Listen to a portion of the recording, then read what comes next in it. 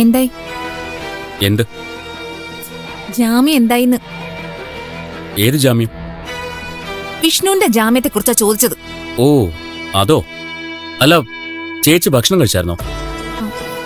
കഴിച്ചു. ജാമ്യത്തെ കുറിച്ച് പറ. ഞാനിന്ന് കോടതി പോയായിരുന്നു. സിദ്ധോട്ട, തമാശകളെ എനിക്കിപ്പോ അറിയണം, കോടതി എന്ത് പറഞ്ഞുന്ന്. അറിയണോ? എനിക്കിപ്പോ പറയാനേ സൗകര്യമില്ല. അത്രയ്ക്ക് അഹങ്കാരമൊന്നും പാടില്ലല്ലോ.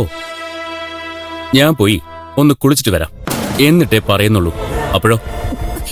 സിദ്ധോട്ട, പോസിറ്റീവ് ആണോ നെഗറ്റീവ് ആണോ അതെങ്കിലും ഒന്ന് പറ. പറയാ, ഞാനൊന്ന് കുളിച്ചിട്ട് വരട്ടെ. ഞാൻ വേണമെങ്കിൽ കാല് പിടിക്കാം. അറിയാനുള്ള ആഗ്രഹം കൊണ്ടല്ലേ, ഒന്ന് പറ. അവന് ജാമ്യം കിട്ടി. കണ്ടീഷൻസ് ഉണ്ട്. ഡീറ്റെയിൽസ് ഒക്കെ ഞാൻ പിന്നെ പറയാം. മതി മതി മതി, അത് മതി.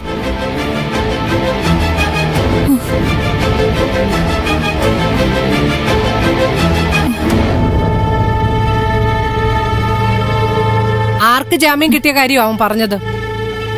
വിഷ്ണുവിന്. എന്റെ വിഷ്ണുവിന്. എന്റെ വിഷ്ണുവോ? അതാരാ എന്റെ വിഷ്ണു? നിന്റെ ഭർത്താവാണോ?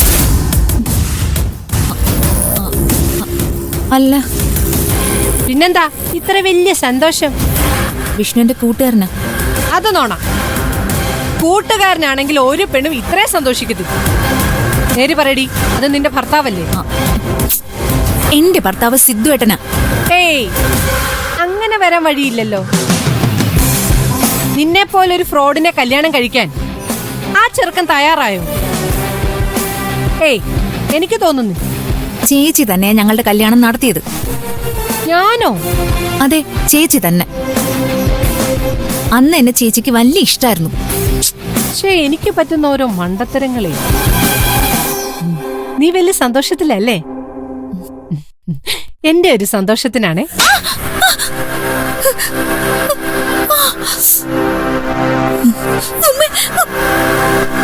ഒരന്യ പുരുഷന് ജാമ്യം കിട്ടുമ്പോ ഇങ്ങനെ കടന്ന് സന്തോഷിക്കരുത്. മനസ്സിലായോടി?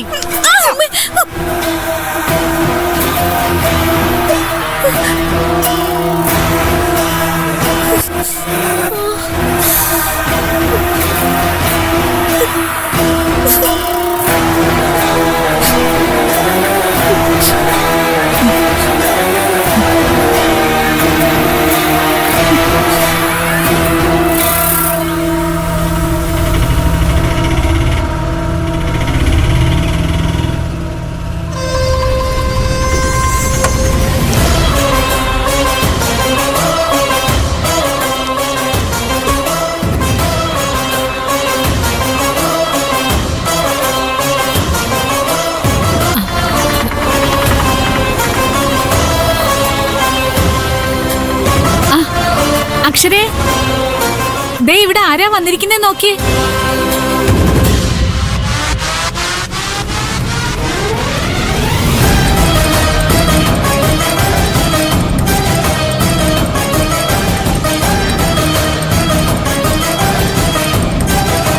ദേവിക, സർപ്രൈസ് ആണല്ലോ.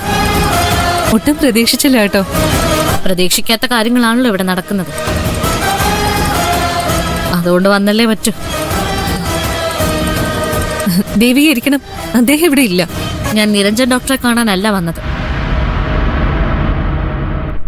അക്ഷരയുടെ ഡാഡിയില്ലേ, ജയശങ്കർ സർ, അദ്ദേഹത്തെ കാണാനാ വന്നത്. എന്താ, എന്തേലും പ്രശ്നമുണ്ടോ? അല്ലെങ്കിൽ തന്നെ പല പ്രശ്നങ്ങളുടെ നടുക്കാൻ ഞാൻ ജീവിക്കുന്നത്. അതിനിടയിൽ കൂടി മനസ്സാ വാച അറിയാത്തൊരു ആരോപണം എനിക്കെതിരെ വന്നാ പിന്നെ ഞാൻ എന്താ ചെയ്യാ? എന്തു പറ്റി?